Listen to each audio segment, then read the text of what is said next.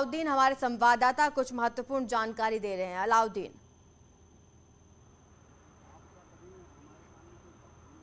जी हाँ, बिल्कुल।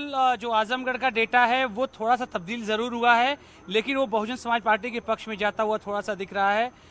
जो करीब 92,000 वोट था बहुजन समाज पार्टी के पास, वो अब 1 लाख के करीब पहुंच गया है। और जबकि समाजवादी पार्टी 1,23,000 वोट, और जबकि बीजेपी 1,29,000 वोट, करीब 7,000 वोटों का फासला जो है बना हुआ है, यानी समाजवादी पार्टी और बीजेपी के बीच में। जबकि गेन किया है करीब 11,000 वोट बीएसपी ने। तो जो लेटेस्ट डेटा है जहां से आजमगढ़ से 12:20 का वो डेटा मैं आपसे शेयर कर रहा हूं।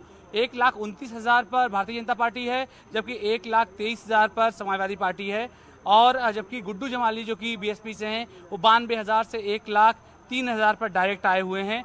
तो ये डेटा थोड़ा सा तब्दील जरूर हुआ है, लेकिन इसमें वोट गेन जो है ज्यादा बहुजन समाज पार्टी ने प्राप्त किया है। तो फिलहाल जो है त्रिकोणीय मुकाबला कांटे की टक्कर वाला वो आजमगढ़ में बदस्तूर जारी है। बिल्कुल, अलाउद्दीन ने हमें बड़ी जानकारी यहाँ पर दी है कि बीएसपी के प्रत्याशी ने भी बढ़त बनाई है। गुड्डू जमाली अब 1 लाख से ऊपर वोट हासिल कर चुके हैं। आनंद दुबे जी, एक बात बताइए, समाजवादी पार्टी का कहीं काम तो नहीं बिगाड़ रही यहाँ पर बहुजन समाज पार्टी? क्योंकि हमने पिछले कुछ दिनों में देखा कि समाजवादी पार्टी से काफी मुस्लिम नेताओं ने रिजाइन दिया और काफी मुस्लिम नेता अपना हाथ खींचते हुए नजर आए थे। नहीं, देखिए, समाजवादी पार्टी का जो चाल चलन, चेहरा और चरित्र है, जिस तरह से इन्होंने लगातार उत्तर प्रदेश को धोखा देने का काम किया है, कुछ लोगों को गुमराह करके ये जरूर अपने साथ पिछले चुनाव में लाने में कामयाब रहे।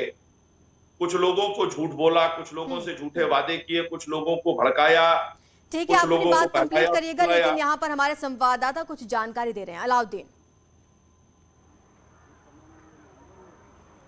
जी हाँ, बहुत महत्वपूर्ण एक अपडेट आ गया है। हालांकि मार्जिन वोट का जो है बीजेपी और सपा के बीच में ये जो दिखाई दे रहा है, ये करीब जो है 7,000 का ही है, लेकिन अब भारतीय जनता पार्टी को 1,43,000 वोट मिल गए हैं और आधे करीब वोटों की गिनती पूरी हो गई है। यानी जो वोट पड़ा था यहाँ पर 50% के करीब वोटों की गिनती पूरी हो गई है। 4,05,000 वोटों की गिनती पूरी हुई है, जबकि उसमें से 1,43,000 बीजेपी को मिला है, 1,37,000 समाजवादी पार्टी के प्रत्याशी धर्मेंद्र यादव को, जबकि जो डेटा में 1,02,000 का बीएसपी का बता रहा था, वो बढ़कर के उनका 1,12,000 का हो गया है। तो जो वोट का डिफरेंस है वो करीब अभी दिखाई दे रहा है 7,000 का। मेरे सहयोगी अभिषेक हैं जो डेटा लेकर के आए हैं, उनसे बात कर लेते हैं। अभिषेक, क्या डेटा दिखाई दे रहा है और क्या अंतर है?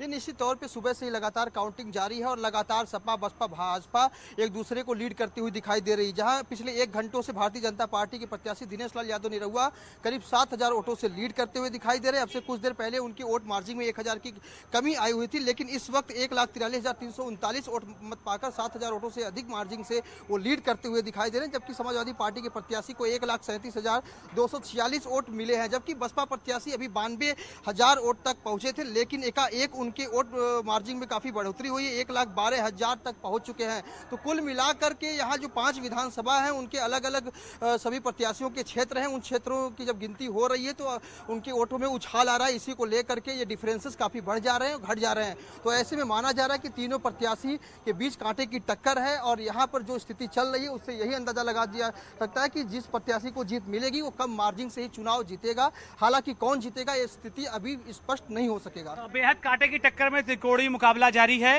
और 35% से ज्यादा का vote share Bharatiya Janata party का अब तक है, और जबकि 33% का वोट शेयर समाजवादी पार्टी का और 27% वोट फीसद बहुजन समाज पार्टी का है। ठीक है अलाउद्दीन, तमाम अपडेट्स हम आपसे लेते रहेंगे। आपको बता दें कि दोनों ही सीटों पर इस वक्त बीजेपी प्रत्याशी आगे चल रहे हैं, समाजवादी पार्टी के प्रत्याशी दूसरे नंबर पर है, तो वहीं आजमगढ़ में बीएसपी तीसरे नंबर पर है। यहाँ पर कांटे की टक्कर देखने को मिल रही है।